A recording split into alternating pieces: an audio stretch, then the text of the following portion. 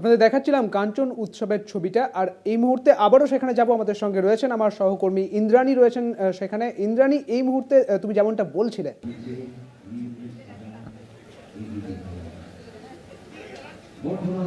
হ্যাঁ দেখো সুদীপ্ত, আমি একটু আগেই দেখাচ্ছিলাম যে মঞ্চ কিভাবে সেজে উঠেছে। বহু মানুষজন তারা দূর দূরান্ত থেকে চলে এসেছেন এবং বিশিষ্ট অতিথি তারাও কিন্তু ইতিমধ্যে এসে উপস্থিত হয়েছেন এবং আমি তাদের মাঝেই চলে এসেছি। তাদের কাছেই জানবো যে তারা আজকের এই কাঞ্চন উৎসবের জন্য কিন্তু প্রত্যেকেই অপেক্ষা করে থাকেন প্রতি বছর। আজকের এই যে সাজানো হয়েছে, গোটা আয়োজন করা হয়েছে এবং প্রভু দেবা যে আসছে তারাও কতটা উৎসাহিত সেটাই কিন্তু আমি জানবো। কি বলবেন আজকের এই কাঞ্চন উৎসবের? খুবই সুন্দর বড় অনুষ্ঠান। স্বাভাবিকভাবেই বর্ধমানের মানুষ আনন্দে উদ্বেলিত যে এক বছরের প্রতীক্ষার পরে আবার কাঞ্চন উৎসব আসে। সবাই আনন্দ করে দেখে, সবার ভালো লাগে খুব। কি বলবেন আপনি? চেয়ারম্যান সাহেব তো বললেন, আমরা সবাই এই দিনটার জন্য অপেক্ষা করে থাকি। আমরা চাই বর্ধমানের সংস্কৃতি জগৎ আরও উন্নত হোক এবং যেটা কাঞ্চন মেলা আজ 10 বছর হতে চলল অত্যন্ত ভালোভাবে হয় এবং বিভিন্ন বাইরের সঙ্গীত শিল্পীরা এসে বর্ধমানের মানুষকে আনন্দ দান করেন। তার সঙ্গে আমরাও প্রচণ্ডভাবে খুশি যে আরও বড় করে হোক, আরও ভালোভাবে হোক। এবং আমার সঙ্গে এই মুহূর্তে উপস্থিত হয়েছেন বর্ধমান পূর্ব বিধায়ক খোকন দাস। আমি তার সঙ্গে কথা বলে নেব, যিনি গোটা আয়োজন করে থাকেন এই কাঞ্চন উৎসবের। আজকে আবারও আমরা চলে এসেছি এবং গত বছর যেভাবে উদ্বোধন হয়েছিল, যেভাবে একেবারে পুরো জমকালো একটা উদ্বোধনী অনুষ্ঠান হয়েছিল, এবছরও কিন্তু প্রভু দেবা মূল আকর্ষণ। এবছর আমাদের কাঞ্চন উৎসব 16তম। আমরা এখন আমাদের রাজ্যের মাননীয় মুখ্যমন্ত্রী তার অনুপ্রেরণায় আমাদের এই কাঞ্চন উৎসব। এবার আমাদের আজকের উদ্বোধনী যে অনুষ্ঠান, সেখানে আমাদের দক্ষিণ ভারত থেকে আমাদের ভারত বিখ্যাত ড্যান্সার প্রভু দেবা তিনি আমাদের মঞ্চে আজকে উপস্থিত থাকবেন। তাছাড়া আমাদের রাজ্যের বিভিন্ন মন্ত্রী, এমএলএরা, আমাদের কাউন্সিলররা এবং বিভিন্ন সমাজসেবী মানুষ তারা আজকের আমাদের এই উদ্বোধনী অনুষ্ঠানে সবাই উপস্থিত থাকবেন।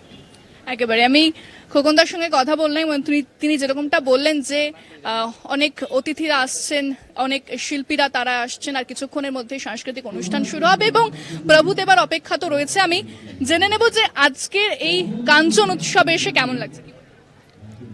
দেখুন, কাঞ্চন উৎসব মানে হচ্ছে বর্ধমান শহরের শুধু নয়, বর্ধমান জেলার একটা প্রাণের উৎসব। এই উৎসব একটা মিলন উৎসব এবং সব ধর্ম, সব জাতি, সব সম্প্রদায়ের মানুষের একটা মিলন ক্ষেত্র। বহু বর্ণের মানুষ এবং বিভিন্ন বয়সীর মানুষে এই মেলা একটা প্রাণবন্ত করে এবং এই মেলার সাংস্কৃতিক মঞ্চ আলাদা একটা গুরুত্ব থাকে, যা এই অঞ্চলের মানুষ সাংস্কৃতিক সম্পূর্ণ মানুষের আনন্দ দেয়। এবং এই মেলাকে সামনে রেখে যেমন ব্যবসা বাণিজ্যের শ্রীবৃদ্ধি থাকে। এখানে বহু মানুষ স্টল নিয়ে আসেন, তাদের এখানকার স্থানীয় মানুষের প্রয়োজনীয় জিনিসপত্র কেনেন। তাই একদিকে যেরকম মেলার সাংস্কৃতিক সম্পূর্ণ এই মেলা সম্প্রীতির মেলা, আবার একদিক দিয়ে অর্থনৈতিক দিক দিয়ে এই মেলার গুরুত্ব অপরিসীম। তাই এই মেলা একটা 16 বছর ধরে চলছে। এমএলএ আমাদের খোকন দাস, তা সে নিজেও সংগঠক, এই মেলাকে ঠিক সাংগঠনিক চেহারা দিয়েই তৈরি করেছে এবং 16 বছর এবছর পদার্পণ করেছে এবং যত দিন যাচ্ছে কাঞ্চন উৎসবের তত গুরুত্ব বাড়ছে জেলার মানুষের কাছে।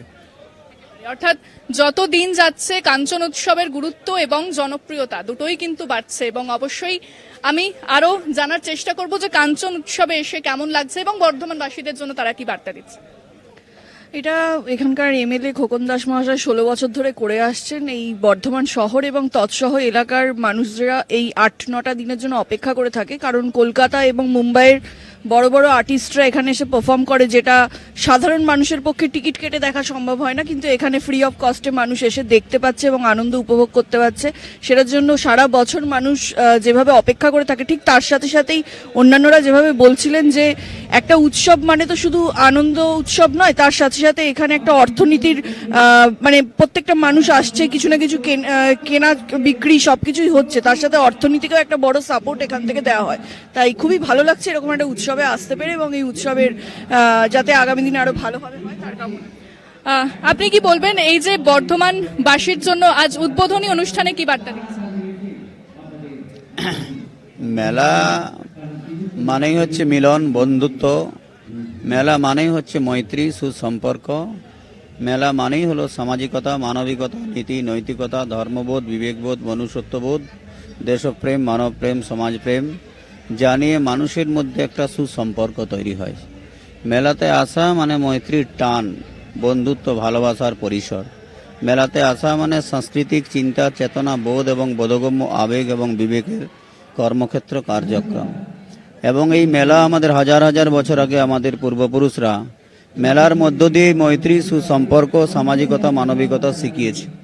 তাই মেলা এখন আবার বাহ্যিকভাবে আরও অনেক রকম রূপ নিয়েছে, যে রূপের মধ্য দিয়ে মানুষ মন থেকে দুঃখ, কষ্ট, ব্যথা, বেদনা লাঘব করা, রিফ্রেশমেন্ট তৈরি করা এবং মনের মধ্যে একটা যে সতেজতা তৈরি করা, এবং মেলায় আসলেই মনের মধ্যে একটা দুঃখ কষ্ট দূর করে একটা হাসি, আনন্দ, উচ্ছ্বাস, আবেগ এবং বিবেক তৈরি হয়।